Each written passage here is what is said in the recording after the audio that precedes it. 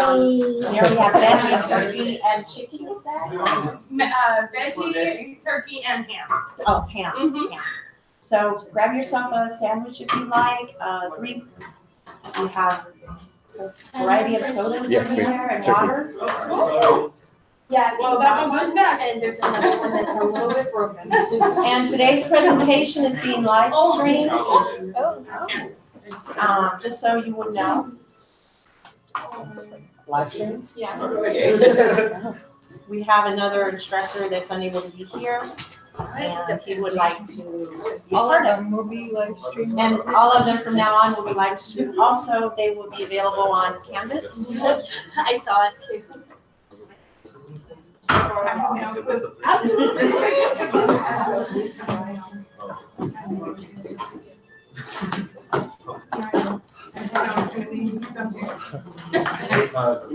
we all recorded right now?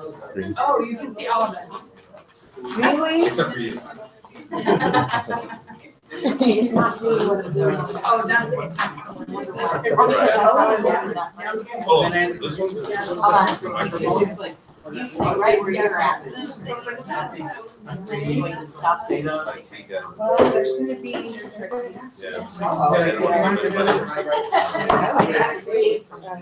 That's what so. Melissa's here to say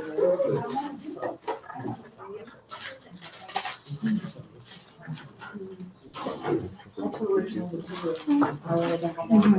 Oh, okay. Yeah, that's right, because, just she was good about it. So, I know Lynn's up there too. Yeah.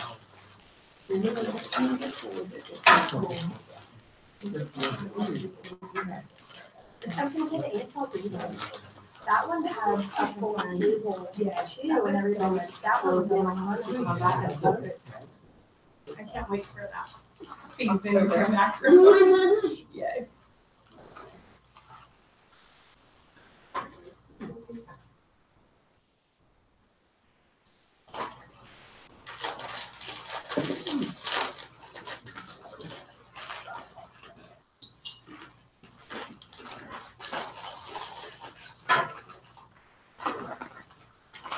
All right, welcome. Thank you for joining us for our monthly lunch and learn.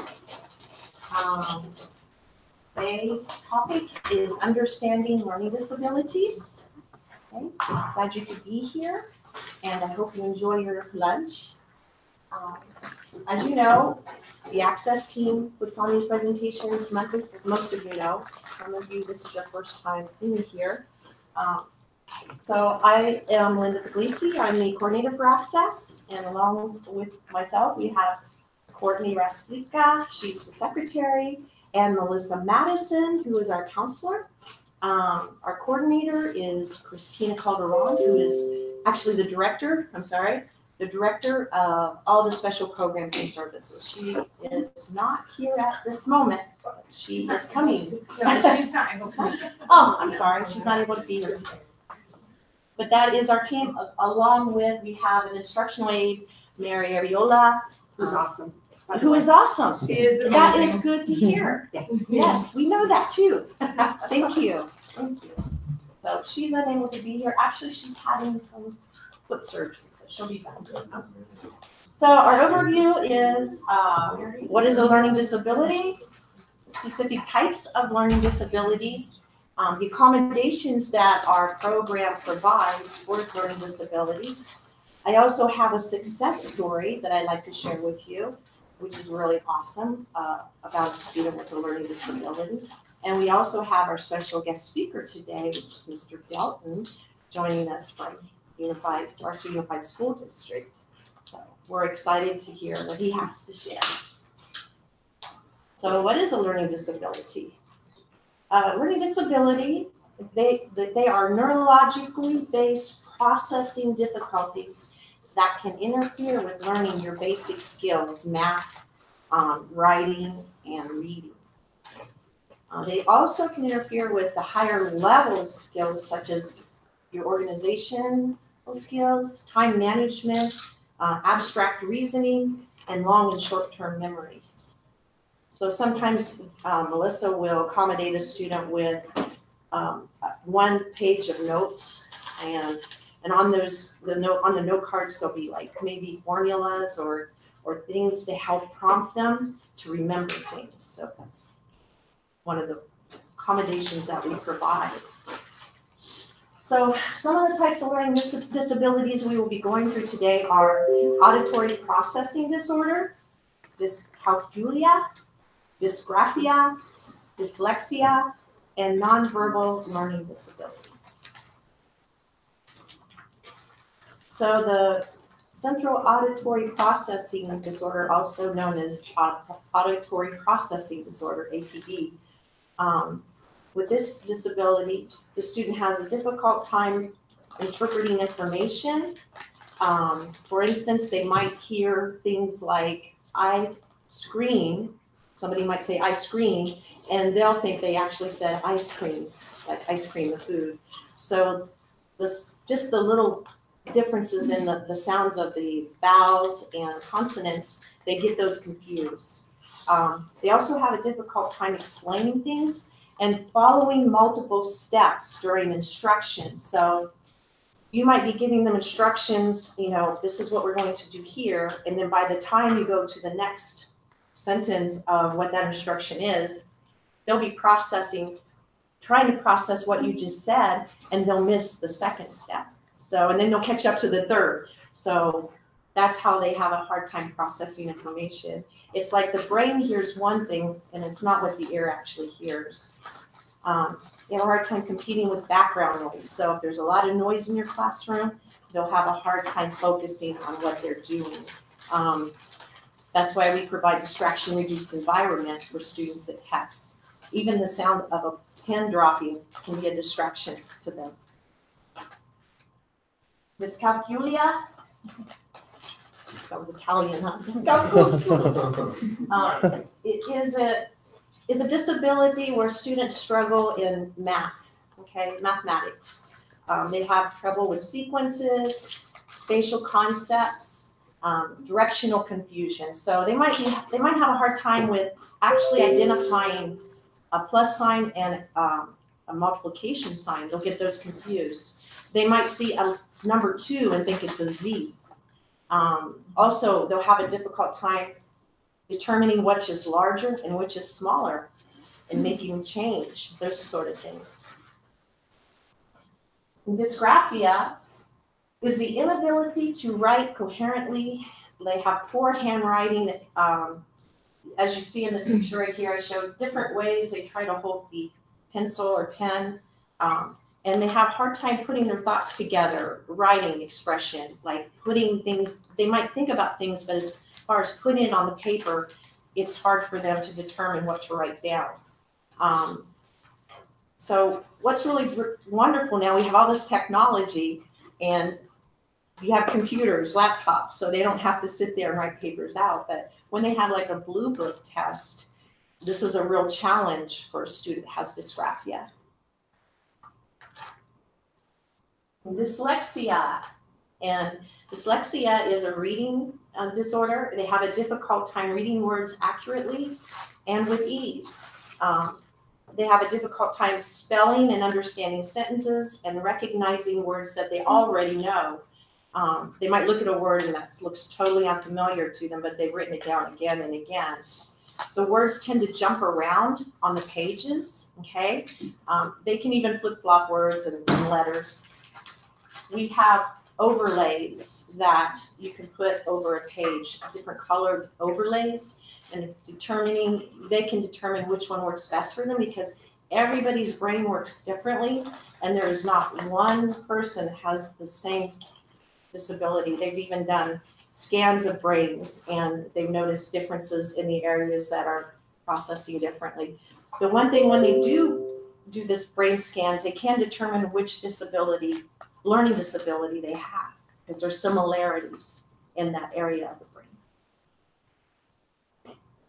The nonverbal learning disorders, they have strong verbal skills, but they have a hard time understanding body language, or facial expression, somebody can be really mad at them and they probably wouldn't understand that, okay? Or somebody could be happy and they might even think, you know, there's nothing there for them to relate to, so they have a hard time with facial expressions. Got some pictures there. So they have a trouble generalizing and following multi-step directions. So they again, when you work on one area, they might forget by the time they get to the next area. So here's what a learning disability is not, okay? Because sometimes people confuse the disabilities and they think that they're all learning disabilities. I mean, you can have more than one disability. It is not a vision loss or hearing loss. It doesn't fall on the lines of the autism spectrum, okay? It is not an intellectual disability, formally known and labeled as mental retardation, okay? It is not an emotional or health illness issue, okay? And very importantly, it isn't the result of being disadvantaged, like because of your culture or your environment or where you came from as far as your status, your economic status. So that has nothing to do with a learning disability, okay? It is a neurological based processing disorder, and it all depends on the function of the brain. It's just something they have to learn differently. We all learn differently just to begin with, but they have more of a challenge in particular areas, okay? So some of the accommodations, and Melissa, chime in anytime you'd like. Some of the accommodations that we provide at Access, and help me if I forgot something, because Melissa just got back from vacation and I didn't have a chance to go over this with her, but we have text readers, okay? Right now we have a web-based license called Kurzweil 3000, and it will read textbooks, it will read on the web. It actually reads our tests. When we go to test students, we can scan and have the tests read to them. We also provide distraction-reduced testing environments. And this way they can focus more on what they are doing. They don't have the distractions of other students. As much as teachers control their classrooms, there's always going to be maybe somebody in there coughing. There might be somebody that makes a lot more noise than normal. So the reduced distractions help them a lot. We also provide, for those with dysgraphia, we have special pencil holders that kind of make the pencil thicker, so it's easier for them to hold, okay? And we just have different sizes for whoever wants to try them out to see which ones work best. We have note takers. So a note taker is a student that's already enrolled in the class, it's a volunteer, that when they're taking their notes, they will share the notes with the student that needs that accommodation. We have what's called NCR paper, it's no carbon required.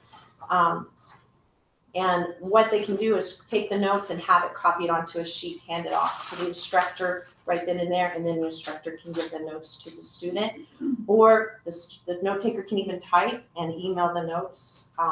It depends on what works best for the student. We communicate with the student as well, what preferences they like, okay? Excuse me, I got a cold and I feel like it's all plugging up here, so please bear with me.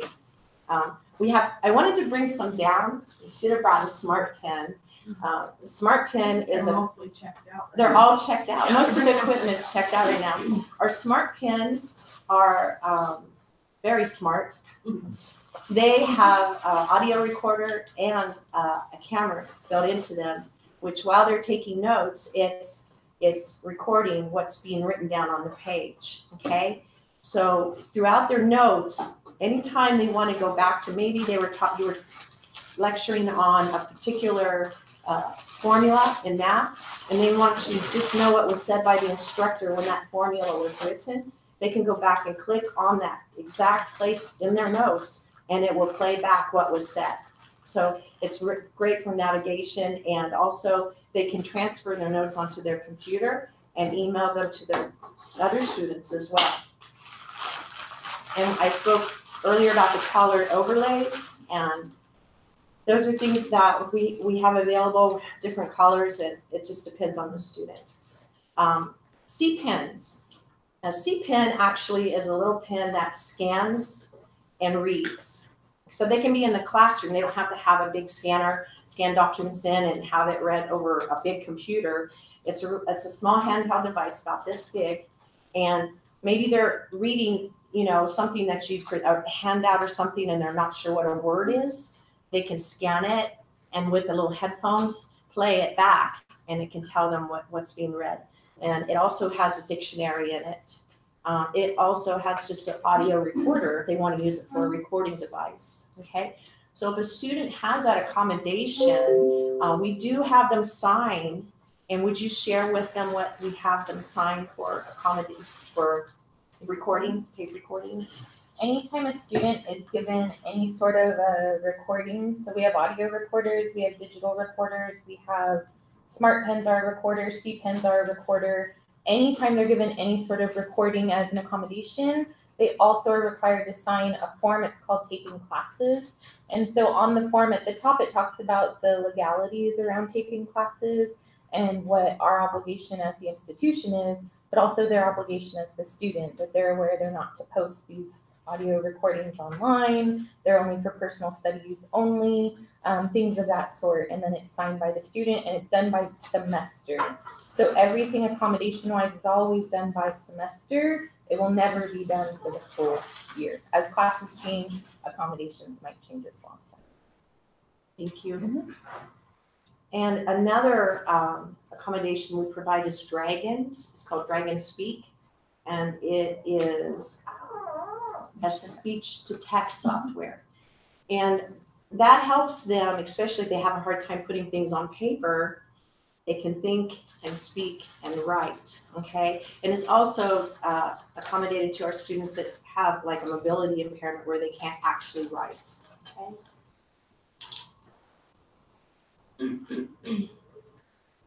All right, so my success story today that I'd like to share with you is a student, his name is Daniel Harris. I have a short video I'm going to show you, but he also had multiple learning disabilities, and he had attention deficit hyperactivity disability. And after dropping out of high school during his sophomore year, Daniel returned to school and completed his bachelor's degree at USC. So he is now, from what I've read, he is now a graduate student at Harvard University, okay? So I'm gonna go ahead and play this. We'll see what happens. If I'm gonna bring it up right. And Glinster taught me this now. Did I hit it at the same time? Oh, there it is. I'm learning my tech savvy lessons here. We need Glenn at every meeting. I know, huh? I did it, Glenn. Good job. Yay.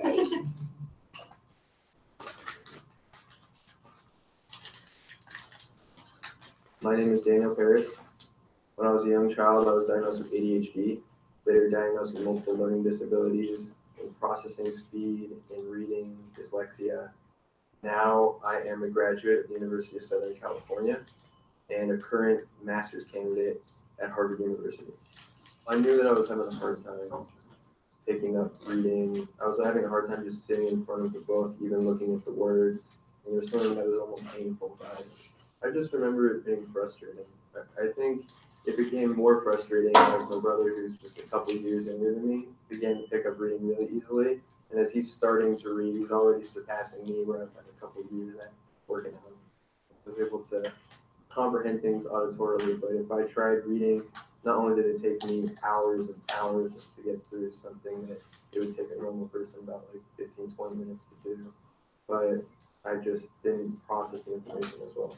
Probably because it was taking me so long to get to the end of a sentence that by the time I got to the end, I had forgotten what the sentence was originally about. Started getting a reputation for somebody who just didn't pay attention, didn't care about school, then just getting into trouble, getting into arguments with teachers and fights with students outside of the classroom.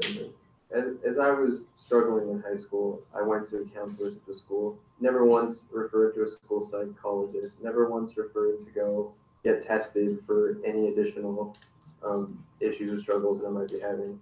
By the time I was in 10th grade in high school, basically my grades went from B's and C's, which I managed to keep from early elementary school through like 6th, 7th grade, to D's and F's. And I remember when I dropped out at the end of 10th grade, I had a 1.1 GPA. I ended up getting involved with friends that were involved in gangs and other delinquent activities. After experiencing a lot of my friends go to prison, other friends get shot and killed, I knew that people can't really do anything without some sort of education. So I knew I wanted to go back and get it. I'd always thought about going back and getting a GED. I tried to go back to high school, but I was almost 2 full years behind at that point. So they referred me over to an alternative education program. I spent about 6 months in this alternative program, which was a good experience for me because that's when I got my first clinical evaluation for learning disabilities. It made me feel a little bit better, actually, that there was some other reason behind my struggles other than the fact that I was incompetent. I wasn't eligible, of course, to apply to any kind of a 4-year university, nor did I have any interest in going to college. So I had a girl that I was interested in at the time that was attending a junior college, and I took about 1 class a semester over 3 years at about 4 different community colleges. But the University of Southern California, USC, has been my dream school. I just applied as a sophomore. Application deadlines go by, acceptance deadlines go by. I'm not getting in. I hadn't heard anything back. Thought it was over. I hadn't even been thinking about it anymore at that point. All of a sudden, I get an acceptance letter in the mail, and I framed my acceptance letter. I spent like all the money I had in my wallet, in my pocket, and bought a frame for that because I figured that was the pinnacle. That was like going to be the peak moment in my life. That was a huge turning point. Once I started getting all the support, I was spending about 16 hours a day, Monday through Friday, and on my medication, which was key. I think key to all my success. And for the first time ever, they presented me with something called a screen reader, which I had still not even heard of at that point. And this screen reader read all my books and all my things to me auditorily. And at the end of the first semester, I ended up with a couple A's and a couple B's. So I kept going with what I learned and using the strategies and the supports in place and my accommodations. And the very next semester, I end up with straight A's, making the Wall of Scholars, which is for the top students at the university, both my junior and senior year. And ultimately, my senior year, I won the Discovery Scholars Prize, which is a $10,000 graduate scholarship, which it was also the top prize it's the top prize an undergraduate can get at the university. I want to make a difference. I mean, I want to give back to people who have struggled like I have, people with learning disabilities, other cognitive impairments, whether to change something systematically or going on the ground level and one life at a time. I just know that whatever I do, I want to give more people the opportunity to do what I've been able to do.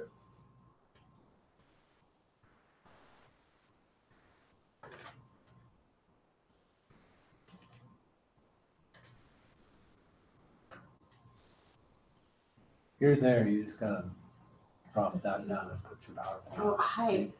Hi, I'm speaking Japanese. Hi. Okay. Oops, and I started again. Here we go. I found it. Thank you, Blake. So. Oh, I see what I did. Okay. So for more information on learning disabilities, you can visit the LDA, Learning Disabilities Association of America, and I have the website right there, or you can just Google it.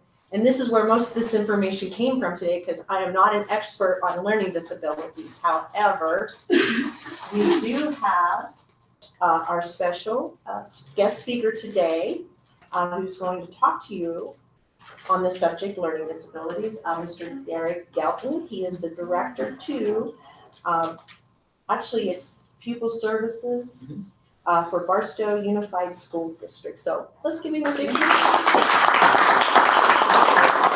I just want to say thank you for the opportunity to just come and present. When Ms. Lucy reached out to our department of school district, everyone gets nervous and doesn't want to speak in front of a group of people. And I said, I'll do it. So I was chosen, and I'm just happy to be here. Like special education and students with learning disabilities are near and dear to my heart because the first 8 years of my career, I was a special education teacher. And I was able to use that background to kind of push forward my career in education because I knew what it took to get students that struggled the most to succeed. And if I was able to work with those students, like just think of the work that we could do with students that didn't have learning disabilities. So, just going back, part of my story is I'm a product of Barstow. Like I went to Barstow High School. All my kids have graduated from Barstow High School. My wife graduated from Barstow High School. I attended Barstow College. So when people have things to say about our community and things to say about our high schools or our community college, it bothers me because I know the importance and the value of education. And I know that sometimes we have to start somewhere. A lot of times our kids grow up in communities and they have these dreams of going to USC like Daniel did, but it's not realistic financially, grade-wise. And so, to be in a community like Barstow, where we have a community college that is almost in the center of our town, which is an hour from our high school and our elementary schools, it just blows my mind why more, citizens in our community don't take advantage of it. So that's my plug for Barstow College. I love Barstow College. But after leaving Barstow College, I was here for 2 years. I went to ULD, where I received my bachelor's degree in social science with a minor in special education. Had no desire to do anything with special education. I went to college because I wanted to be a basketball coach. And I was taking some education classes because they were part of the prerequisites of my degree. And I remember going to a school site and doing an observation in a classroom of students with learning disabilities. And I was like, wow, I can really help these kids. I can relate to them. They gravitated to my groups, and it was just this weird dynamic that happened. So I met with one of my professors and said, hey, I'm thinking about minoring in special education. I was near graduation anyway, so I stayed an extra year in college to go ahead and get my minor in special education. And I remember him saying, I think he set me up for this. He said, Derek, when you get your degree, and when you're looking for a job, the first phone call you get, take that job. And the first phone call I got was to teach special education in an at-risk part of Las Vegas. And it was a dream come true. I think I was just built for it. And so I spent the 5 years in Las Vegas teaching students with learning disabilities in English and math. Then came back to Barstow, because my wife and I are from Barstow. We came back to raise our kids here. And I was teaching special education at the high school, at Barstow High School, for students in grades 9 through 12, and I targeted just math. Through that process of teaching special education, knowing about learning disabilities, Ms. Puglisi just gave you kind of a background of learning disabilities. But when students are prior to college, there's 13 ways that they identify as a student with special education, whether they be a student with autism, a student with a specific learning disabilities, there's orthopedic impairments, there's emotional disturbance, there's 13 different categories that a student can qualify in, and it's the duty of the district that they live in to find resources and programs to help them be successful. So through my journey at Barstow High School as a classroom teacher, I remember at the end of the year, we would always prepare our 12th grade students for what's next. We had what was called a transition IEP, where we said, okay, are you going into the workforce? Are you going to college? What are we going to do? And so I remember at the time, Ms. Puglisi had just come up to Barstow College, and she would sit in on some of those meetings and talk about the program that was available for students at Barstow College. At the time, it was DSPS. Now it's Access. But one of the things I think is important for the staff or the community of the college to understand that when a student has an IEP at the secondary level, they have supports in place throughout their day. So I was looking at your slide where you had one paraprofessional or tutor in a classroom. And our students are coming from environments where all of their academic or core classes has an instructional assistant in it. So not only are they receiving support from their classroom teacher in a smaller environment, because we try and cap our classes at a number that makes it beneficial for them to receive educational benefit, but there's also at least one other adult in the classroom to walk around and ensure that they're getting some impact on what was taught during the classroom. So as college teachers, professors, whatever your job is up here, like that's going to be one of the things that you run up against, because they're coming from secondary in kind of a sheltered environment, and they come up here, and even though they may bring their IEP with them, they may not be able to bring all the supports that they had in place at the high school level. So I think working with your access program, looking at the accommodations that they offer, I mean, they're doing things that we don't even do at the secondary level within our district. So it was really, really good to see that. But one of the things that the young man talked about on his videos, he talked about opportunity and people like going almost to 10th grade, 16 years old before even being identified. And when you have students that are coming, you're gonna have students that come in that have been on an IEP, but you're gonna have other students that at some point may have qualified for an IEP, but maybe they didn't get diagnosed, and they're sitting in your classroom with no supports in place, and you're trying to figure out ways to work with them, trying to figure out ways to meet their needs. And I know, like, once they get to this level, coming from secondary, their parents aren't there to advocate for them anymore, like because of HIPAA and FERPA laws. Like, they're the direct, causeway between, the educational facility, the teacher, and them receiving their education. So it's a tough kind of sled to push. It's almost like you're pushing uphill, but I promise you that our kids are worth it, because as I just left the high school as the principal for 7 years, and I was gonna say I made all my kids apply to Barstow College. We encourage all of our students to apply at Barstow College. It's just one of the things that we did. Like, education is so valuable that everyone was encouraged, or we forced them to apply to Barstow College. You're gonna apply to at least one college, and you might as well do the one that's in your town. So we did that.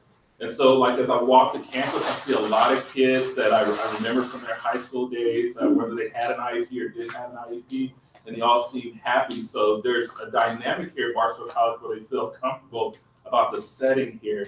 Now, academically, like, one of the things that kind of handcuffs us sometimes is data and percentages and our kids matriculating to four-year universities.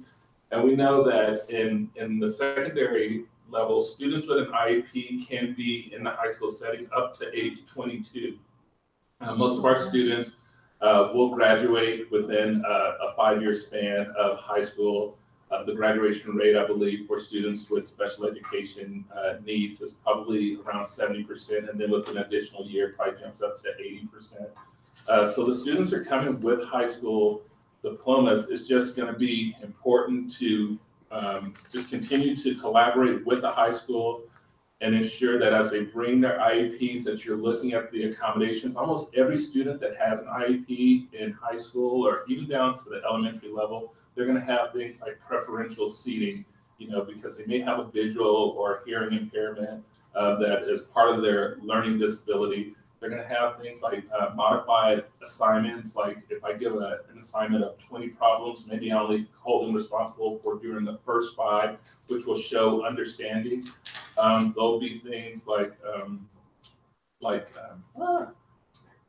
additional time. That's a big one.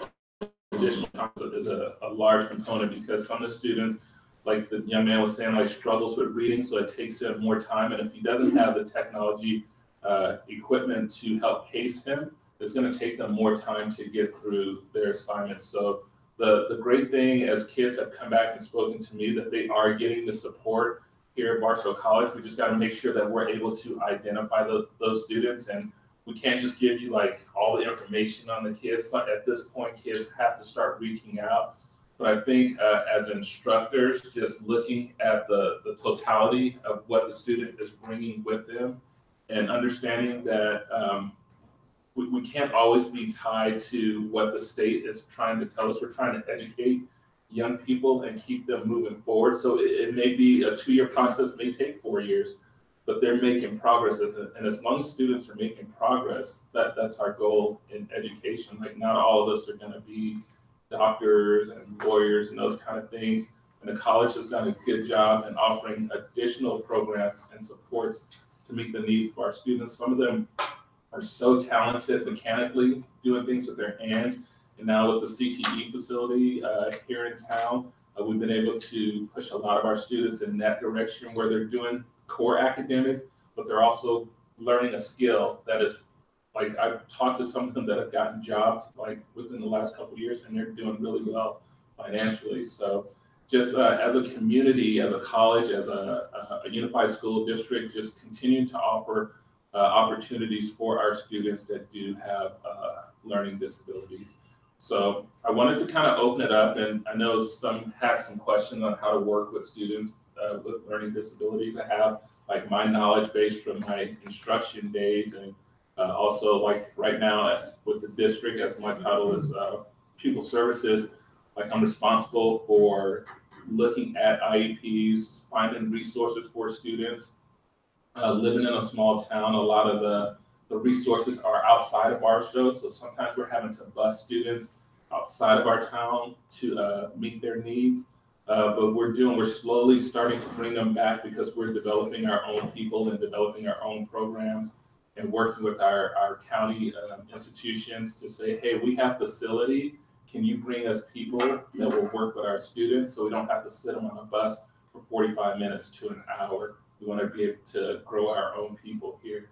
So I think as I've been working with students at the high school, like my encouraging piece to them is looking at education and whether they have a learning disability or not, because there's opportunity for growth there. And we know as educators, like, I don't know, we seem to always be gainfully employed. So that's one thing I'm thankful for. And people that have a special education credential or degree, like you're tied in for life, like you're always going to have a job. So we're trying to encourage our students to look at education, to look at other fields. And like I think it's wonderful that you want to be the president of the United States when you're in 6th grade, but realistically, where can we go from here? And so we're trying to push kids into that direction. But working with students with learning disabilities, like Daniel said, a lot of it, when they come to college, thankfully you're not seeing it as much as we see at the high school, but we see behaviors because when they get to college, the expectation is you're an adult at that point. When you're in high school and you have kids that are 16, 17 years old, they struggle academically, they have a learning disability, we start seeing behaviors. And we start seeing, like he said, like disruptions in the classroom, talking back to teachers, fighting on campuses, hanging out with other students of questionable character. And it just creates a whole dynamic in our town. And for me, publicly, I'll just say, like, the way that we're going to change Barstow is through education. That's educating our students and educating our parents as well. Because oftentimes our students that are going into or coming into our schools have parents that struggle academically as well. And oftentimes they don't have the confidence to ask the tough questions. Like they know that their kid is missing something. They know that they need help, but they don't know who to reach out to. And if they don't feel good about going to their home school to talk to the principal or talk to a counselor, then their kid just can sometimes get passed on until they're in high school and we're wondering why they're not on track to graduate. So hopefully, like, we're starting to curb that problem as we've seen the graduation rate increase at the high school. It's up into the 90% now. So you're getting a good crop of students and you're continuing to develop programs here at Barstow College to meet the needs of all students, but specifically those students with learning disabilities. If at the end of the year, at those transition meetings, like if we can have a representative come in and look at their skill sets and be able to answer questions from students and families. We had Ms. Puglisi out. One time she met with our 12th grade, all of our 12th grade students that were on an IEP, and she spoke to them about what was available here at Barstow College, because a lot of them get discouraged. And back when we were doing placement scores, you know, they all took the placement test and they come back and they get their score and they're in the lowest level. Well, if you're continually in the lowest level, you're not going to want to show up. And so I think the the other things that you're doing up here to make education possible for those students is showing true benefit. So I just want to open it up if anyone has any specific questions. Yes. I have 3 clarifications. So K through 12 and college is very different on how we utilize access services. Students here have to self-identify. For any instructor who may not be aware, a student has to come to access and tell us they want to be part of access. We cannot make them. Even if we're aware they have an IEP, we encourage it. Yes. And we call them and I try to see them, but we can't make them. Instructors and other faculty and staff will not have access to the IEP. That goes straight to the access department, and then you guys will all get a copy of the accommodation plan that we reviewed last month, and those are the accommodations that we see appropriate. Although there is an appeals process, so instructors, you can appeal the process and say, look, this is what I feel like the student really needs help with, and we reevaluate their accommodations, and access will do that. And then we don't modify assignments at all at the college level, but we do give extended test time and things like that. It would be up to the instructor's personal preference if you want to modify anything, but we do ask you not to over accommodate a student that it may take away from the fundamentals of the class. But everything else is spot on, and we do most of the stuff he was talking about. So. Yes, ma'am. Does a college student have to have a diagnosed disability to use the accommodations? They have to have a verified documentation from a doctor, so they can bring in. So we have 10 disability categories at the college. We have a learning disability is just one of the 10. So any verified documentation they would bring to access, and we would process their paperwork. And IEP does count as verified documentation. Okay. Yeah. So it could be like from a psychologist, the medical doctor, even if they're like, they have any kind of documentation. It doesn't have to be like recent. It could be something they get diagnosed with and it's chronic and it's not going to change. They can bring in even older documentation too that verifies what they have. If there's a visible disability, if it's something we can determine without documentation, we are permitted to do that. But invisible disabilities such as learning disabilities, mental health issues, those sort of things, we must have documentation because there's nothing that's visible that we can determine. So for like mental health, if a student's going through something traumatic throughout the semester, they have to have the okay. Yeah. And we have a form that they can come and get from our office, and they can take it to their doctor, have their doctor fill it out, and then bring it back to us. Okay. Thank you. And I think one of the key things is just like at the secondary level, it's about relationship building and knowing the students. And I know at the college level, some of the classes get too large to really get one-on-one with the student. And I know in the past, like even when I was in college in the 90s, like on our college syllabus, it had that direction, like if you need any specific accommodations or have any questions, please see me during office hours and we could work something out. So maybe having that, I don't know, well, I can't make any decisions, but if we were to offer that to some of the students, maybe more of the students would self-identify, because you're gonna run into students that not only will they have a learning disability, they may have been receiving services that you might be able to deal with the learning disability, like I can give them extra time to do all these things, but throughout their time in high school, they were using occupational therapy, like when she was talking about dysgraphia and those type of things, where someone was coming into their classroom or pulling them into the classroom to help them with their handwriting or working with them on their gait, those kind of things. And, you know, we have physical therapy and a bunch of other services that aren't parts of the specific learning disability that you may not see as a teacher in the classroom. So you wouldn't even know unless they were able to feel confident or comfortable and bring that information to you. Yes, ma'am. Are instructors required to know access on their syllabus? Yes. Okay. And it's on every syllabus on campus. And it would be wise to, when you're having your first day of orientation and they're coming in into your classroom, usually go over your syllabus, but then really point out that Most instructional faculty do. do they do that? Okay, that's good. Because, So we thank you for that. yes, Yeah. yes. It's on the syllabus, yes. And it's just a short statement, but it says if you feel you need an accommodation, and then we have the number and where to go or to ask us for more information. I've also had Melissa come into my class to talk about what's available for students at special programs, which I think is a really good thing. I like to have the transfer center come in. I like to have you guys come in and tell the students what's available, because often they may not know what Access can offer them. And just that line on the syllabus, yeah, it's there, but to have someone come in and actually say, hey, we have these services, you might want to just come and see if you're eligible to participate, which I think, again, it's like it's an invitation. And I think one of the positive things that you've done as an institution is you changed your acronym from DSPS to Access, because a lot of our students coming up, like it's, special ed, sometimes it's a cloud over a student. And I remember being a teacher coming to Barstow, and it was different. And when I came, I said, I just teach math. Like you can give me a special ed kid, a regular kid, it doesn't matter. We're teaching math, we're using the same textbook, we're following the same curriculum, and we're gonna push through it. So, yes, ma'am. Can students with a learning disability think that they overcome the disability and they no longer have it? And we've had, because part of the learning disability is when there's a discrepancy between their actual achievement and where they're functioning. And we've had kids that have closed that achievement gap and they've come off IEPs.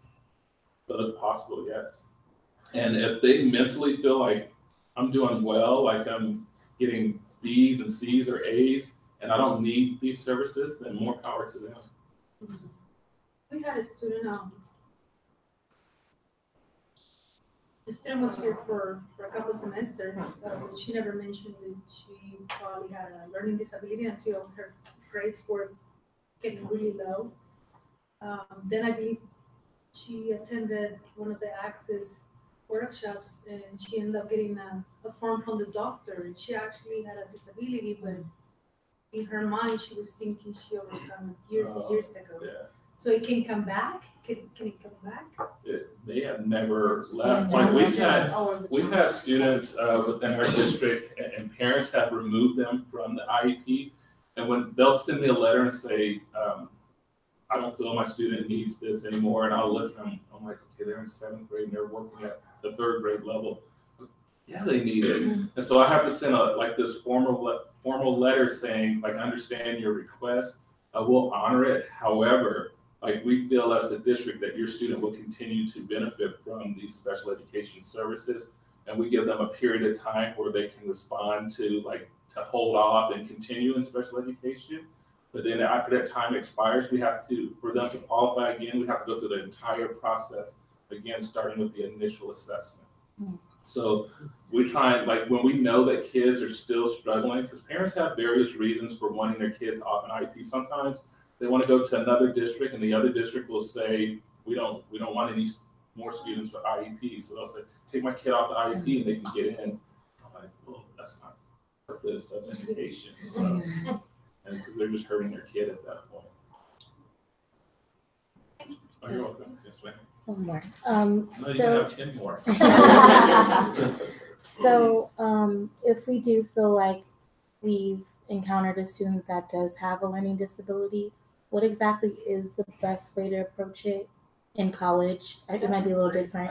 That is a great question that comes up often. Yeah, it's been explained, but I've heard the buffet at the method. college level, you're not allowed to directly ask anyone if they have a disability. So there's a variety of ways you can bring it up. Typically, we do this umbrella method. We fall under special programs.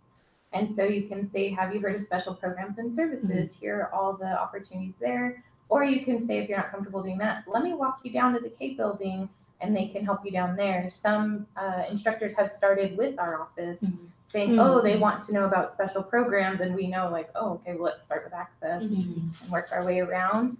Some instructional faculty have invited me or Linda in the classroom to present. That's also good for instructional faculty. But when you're working one-on-one as a staff member, then sometimes it's more challenging. If someone opens up to you though and says, oh, well, in high school I had an IEP, you could say, oh, great, well, let me introduce you to the Access program. But they have to self-identify before we can ask questions. And there are students that do have disabilities that still won't come and utilize our accommodations until they find out that it's almost graduation. We've Or they've actually taken had a really hard class and they're like, I took extended time. Yes, so we actually have had students come and it's like their last semester getting their documentation verified to get an accommodation. I'm like, why did you wait so long? We probably could have helped you a lot sooner. Yeah, there's been a time or two where it's come down to the last couple of weeks in class and the student is not doing well, and I've done what I could, but then they suddenly say, oh, well, I have, and I'm like, well, where's your paper? Where's their, so that can be frustrating too. It's the student's responsibility. Like Mr. Dalton said, at the college level, you're an adult. It's your responsibility. And although we try to advocate on behalf of our students, We encourage them to self-advocate Right. and become responsible. And even though they have the accommodations, they don't always utilize them. I don't know if it's because they get lazy or they don't, it's some like, students are gonna try without it, and then they try and they're like, okay, now I need my form. so it all depends. Any other questions? Well, I hope I answered everything to the best of my knowledge. I hope I was informative, gave you some insight. I'm available at the district office at any point if anyone has any specific questions related to high school students or students that are transitioning to college. I think Ms. Puglisi and her team are going to work to continue the process of ensuring that our 12th grade students are transitioning smoothly to Barstow College, because like we said, 80% of our students come here in the fall, so that's the exciting thing. I think Courtney's been scheduling appointments for us to go over there and do some outreach. But Mr. Dalton, we really appreciate you coming. One more question. No, do you have any contact information, like an email or anything? Oh yes, I have cards. Okay, good. We would like to give you a small token of our appreciation for special programs and services. And thank you so much for being here.